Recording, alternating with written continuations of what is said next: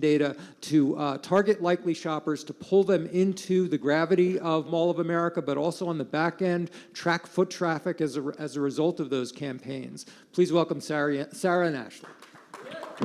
Woo!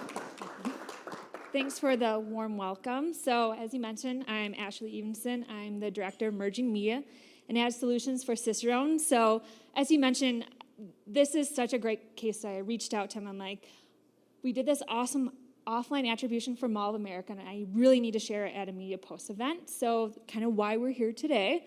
So I'll let Sarah kind of kick it off with explain what she does, and for those that don't know, what is Mall of America? Yeah. Can everyone hear me? There we go. So as Ashley mentioned, I'm the Integrated Marketing Manager at Mall of America. So for those of you who are not familiar with Mall of America, we are located in Minneapolis, Minnesota.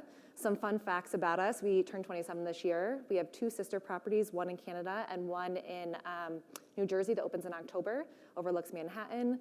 We have 520 tenants. We cover 5.6 million square feet. We have 27 rides and a theme park in the center of our property. We have 40 million annual visitors a year, and we have an economic impact of about $3.8 billion, so pretty significant. And I know many of you are probably wondering, as I've had a lot of questions from you as well, of what does the retail landscape look like? Is it dying? With Amazon coming on, what does that look like for you guys? And which is a fair question. And so for us, the best way to answer that is we are an experiential property. We are not just retail, we're so much more. So when we really look at how we compete with others, we look at Disney, for example. Just based on what our goals are and what we're looking for, Disney is very similar to what our goals are as well. So it's very interesting when you look at it that way. And also, too, I'm not sure who have seen Mighty Ducks 2, but the opening scene where they're like rollerblading. Yep, you got it. When they're rollerblading through like a mall, that's Mall of America. Fun fact. Yes. So to put it into perspective, too, from a tourist standpoint, so this map outlines what that really looks like for us. So we are a very tourist-heavy destination. So we have 80 travel packages from 36 countries and 5 different continents. So 40% of our annual visitors are tourists, and that makes up about 16.8 million visitors a year. So challenges for Mall of America. What's really interesting for us is showcasing that value from advertising to actual foot traffic into the mall.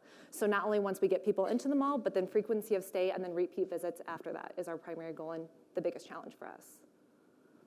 So when we were choosing and vetting agencies this last year for holiday, we put out a bunch of RFPs. We were looking for those really big ticket ideas and what that looked like, but also not only from a creative standpoint and whatnot, but how is that going to drive traffic back to our space and how do you track it? And Ciceron not only delivered, but then they executed and really delivered throughout. And you might be looking at the bullets and, this seems like a very generic ask, but it's surprising how many partners don't actually deliver from beginning to end. And I know from an internal perspective, I came from an agency, and we have high expectations, and we really want transparency. And they delivered that for us throughout, which was wonderful. So when we're looking at our target audience, so I don't know who it was that mentioned it maybe a few days ago about we're all targeting the same people. I think we are, maybe. We're looking at women 25 to 54 with children. So we look at our primary audience, and that's 50 to 150 miles around Mall of America. And then our secondary audience is from 150 miles to 500 and then 500 plus. And so 80% makeup of our media spend is primary, 20% secondary. All right, so hopefully that gave everyone that's left in the room some more context to what Mall of America is. So when we first started working with Mall of America about a year ago, they had traditionally did a lot of direct insertion orders with partners, like a direct insertion order with Cargo and Spotify. And I know Manny was talking about this a little bit yesterday, kind of comparing, contrasting when to do a direct deal versus when to do programmatic. So our goal was to take a lot of their direct buys into the programmatic landscape so that we could provide this full attribution circle. So this is just a simple visual of how we kind of mastermind and thought about how to deliver against these KPIs. So looking at the location data, audience data, and lookalike data. What was most important about this campaign, we'll talk about the audience here in a second, is how we got some of these audience data into the social of the walled garden. So using mobile advertising IDs and doing custom audiences, as well as how did connected TV, Spotify, social, all played a role in that foot traffic around Mall of America. So we used the data provider, location-based data, Factual, where we placed a geofence around Mall of America to see and give this attribution that we'll go into in a few slides. So this is just a simple visual what we're thinking on a data architecture. So I'm just going to hit one point about the location-based data because I know that was part of today's topic. So what we did for location-based data is for one of the campaigns, we really wanted to go after that audience, that family traveler, that it does have the extra income to do fun family things at amusement parks and things of that sort.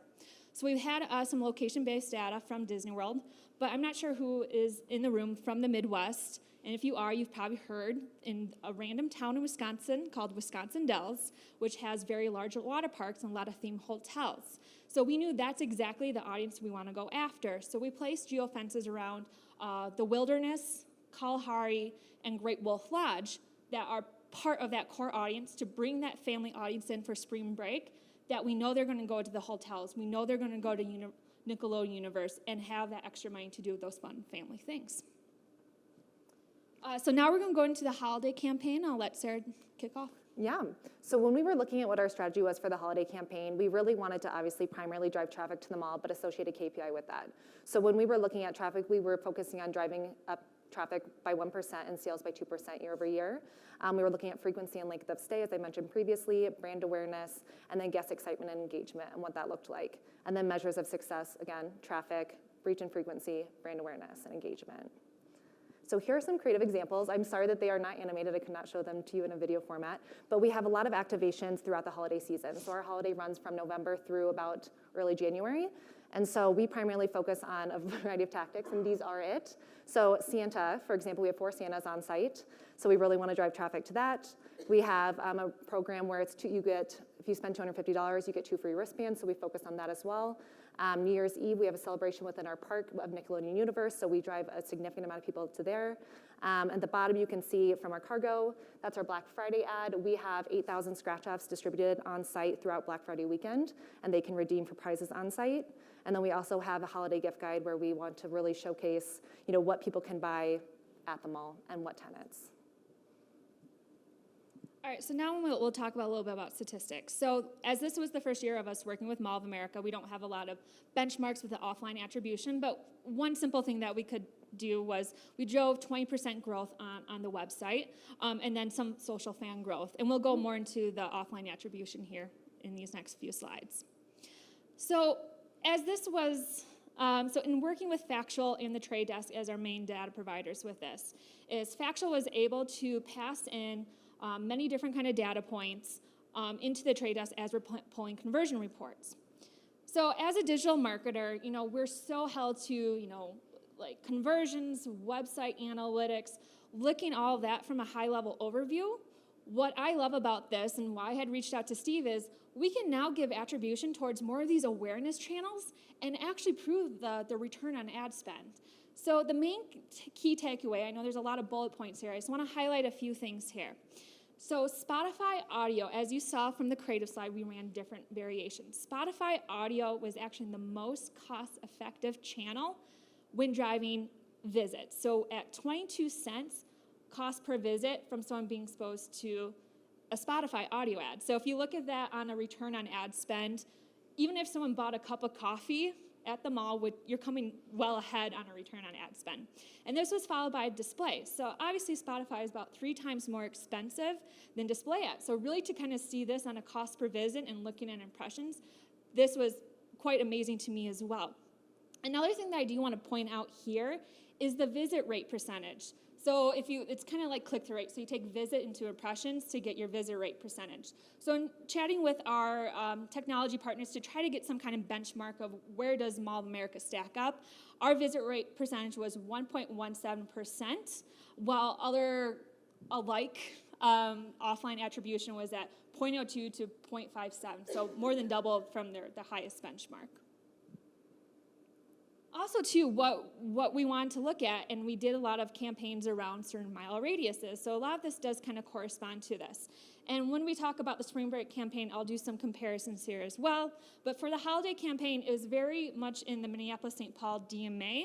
Not a lot into the surrounding states, but a little bit of a hot spot in Chicago and a little bit in Wichita for who actually came to do the holiday shopping or the holiday experiences. All right, and then just one thing that I thought was really interesting and kind of funny, a little thing that they hit. So we did some on social and did do some display. We did some geo-fence ads while people are at Mall of America. A lot of sports apps, fantasy, football, news apps. So you can kind of make the correlation. It's the man in the waiting room chair checking his fantasy football while his wife is trying on clothes. Okay, so based on our learnings from our holiday campaign, we were very impressed from a digital standpoint, and so we wanted to integrate that into our 2019 goals as well. So we'll cover real quick what we did this year for spring break. So objectives very similar to what we did for holiday, where we're really looking to drive traffic to the mall throughout the spring break timeframe, and we're really wanting to focus on brand awareness and guest excitement and engagement. So when we're looking at measures of success, we're looking at that traffic, reach and frequency, engagement, sales and revenue, and then impressions. And then for fun, we wanted to show you a little brand spot. So this is what we run.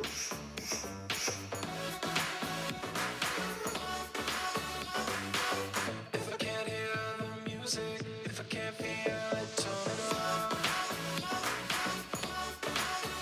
Turn it on.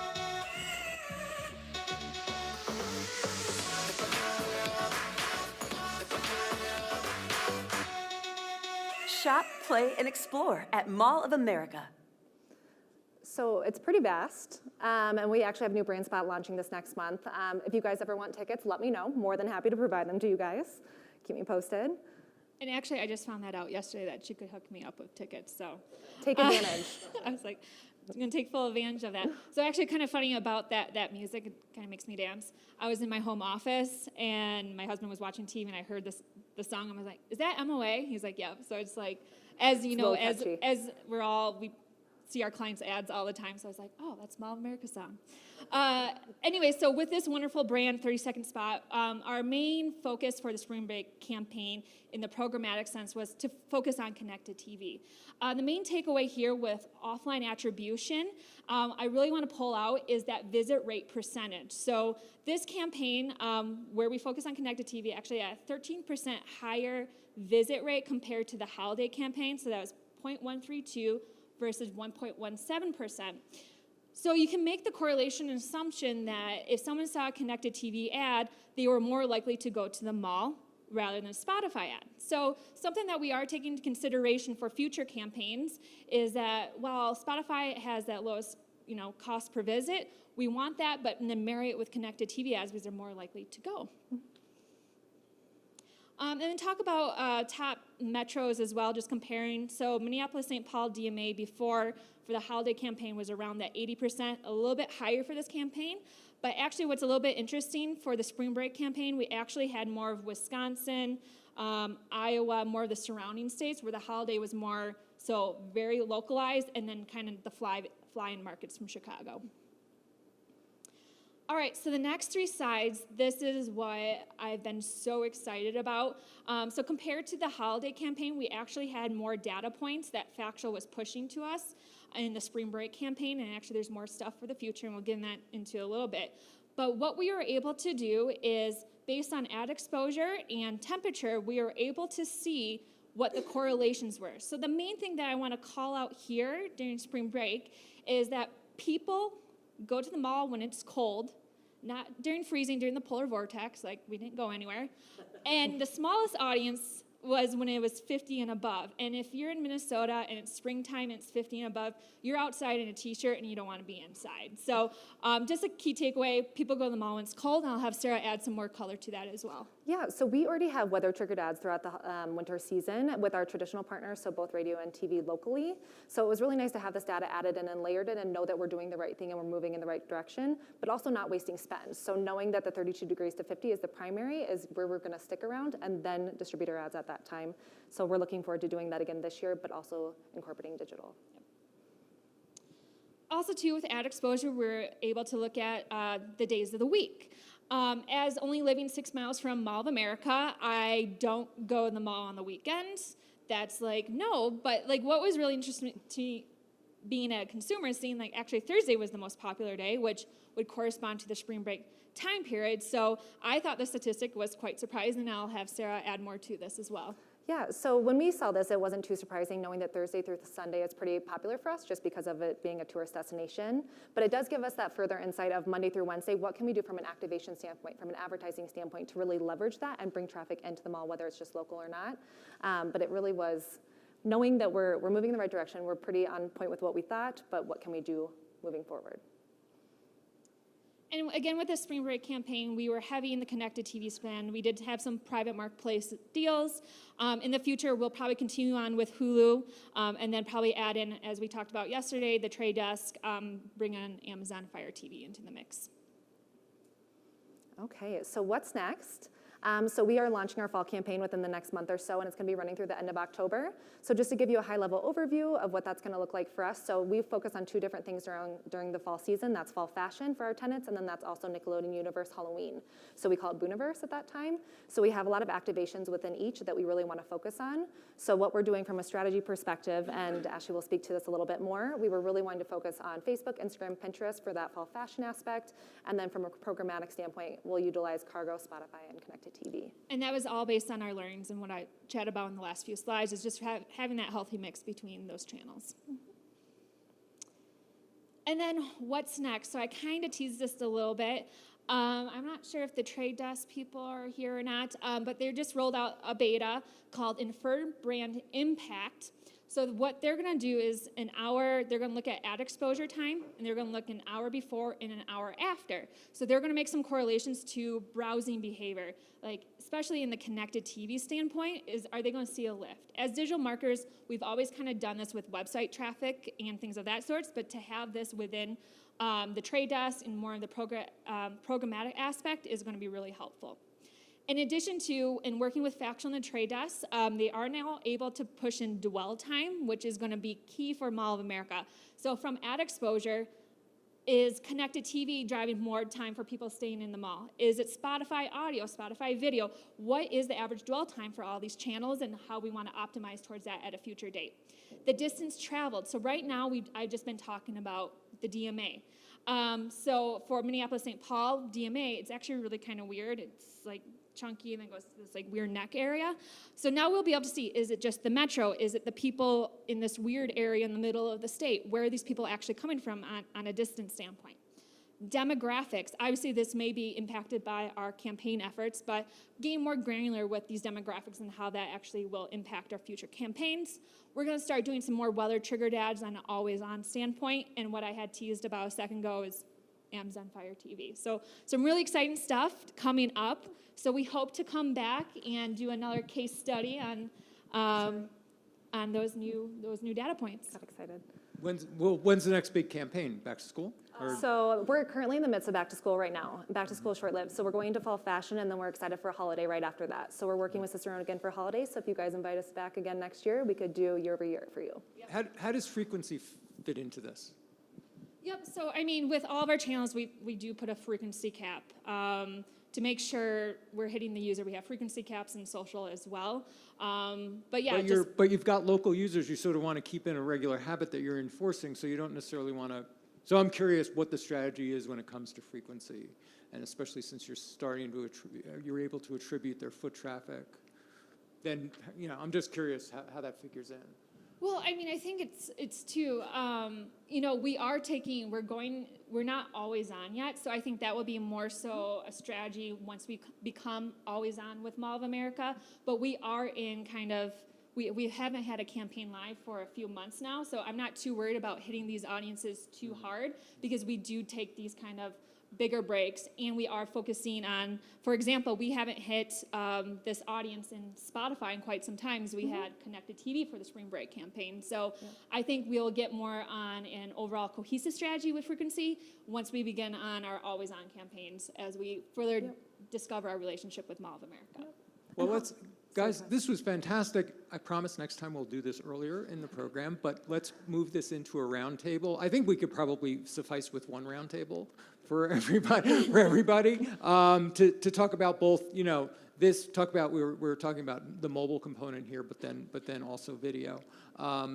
Please thank Ashley and Sarah. Thank you. So let's